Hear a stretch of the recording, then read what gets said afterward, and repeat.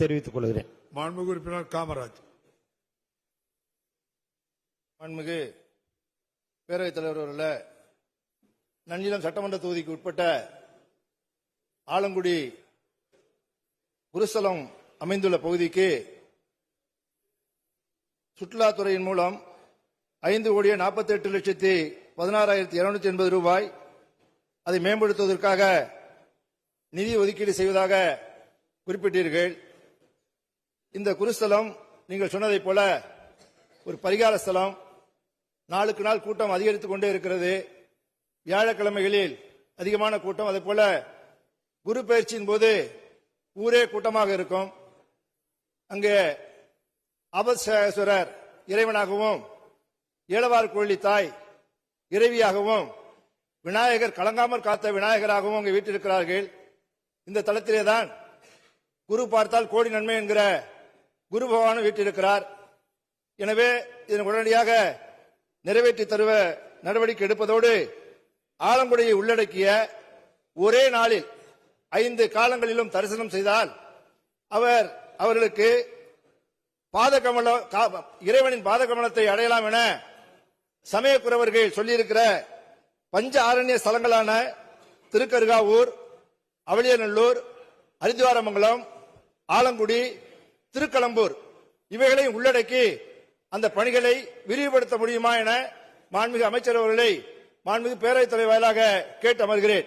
மாண்புமிகு அமைச்சர் அவர்கள் சுருக்கமாக. மாண்புமிகு பேரவைத் தலைவர் அவர்களே, சுருக்கமான கேள்வி. அவருடைய மாவட்டத்திலே திருவாரூரிலே தியாகராஜசாமி திருக்கோயில், அதே போல எண்கண் ஊரிலே சுப்பிரமணிய சாமி திருக்கோயில், இப்படி ஏறத்தாழ ஒரு 12-13 திருத்தலங்கள் அங்கே இருக்கிறது.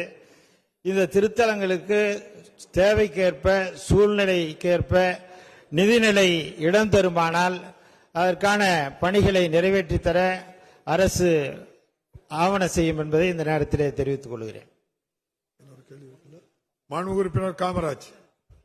மாண்புமிகு பேரவைத் தலைவர்களே, தென்னிந்தியாவிலேயே மிகப்பெரிய அலையாத்தி காடுகளை கொண்ட முத்துப்பேட்டை லகுன் பகுதி, அதே போல உதயமார்த்தாண்டபுரம் பறவைகள் சரணாலயம், வடுவூர் பறவைகள் சரணாலயம், மன்னார்குடி அர்ஜுனாநதி தெப்பக்குளம், திருவாரூர் கமலாலயம் தெப்பக்குளம் இவைகளெல்லாம் மேம்படுத்துவதற்கு நிதி ஒதுக்கி நாடு முழுவதும் இருக்கிற சுற்றுலா பயணிகள் அங்கு வந்து செல்வதற்கான நடவடிக்கைகளை சுற்றுலாத்துறை மேற்கொள்ளுமா என்பதனை தங்கள் வாயிலாக அமைச்சர் அவர்களை கேட்டு அமர்கிறேன்.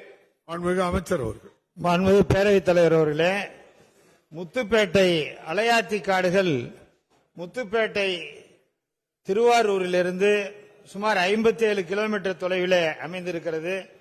பிச்சாவரம் அலையாத்து காடுகளை விட 10 மடங்கு பெரிய அளவிலானது இந்த அலையாத்தி காடு.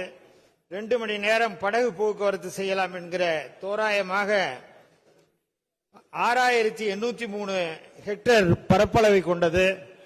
எனவே இந்த முத்துப்பேட்டையை பொறுத்தவரை வனத்துறையினுடைய கட்டுப்பாட்டில் இருக்கிறது. வனத்துறை அனுமதி தந்தால் அதற்கான முயற்சிகள் மேற்கொள்ளப்படும். அதே போல வடுவூர் பற்றியும் குறிப்பிட்டிருக்கிறார்கள், பல்வேறு ஊர்களை குறிப்பிட்டிருக்கிறார்கள். அது நிதிநிலைக்கு ஏற்ப எதிர்காலத்தில் வாய்ப்பு இருந்தால் அதற்கான நடவடிக்கைகள் மேற்கொள்ளப்படும் என்பதை மாண்புமிகு உறுப்பினர் அவர்களுக்கு பேரவைத் தலைவர் வாயிலாக தெரிவித்துக் கொள்கிறேன். மாண்புமிகு உறுப்பினர் வெங்கடேசன்.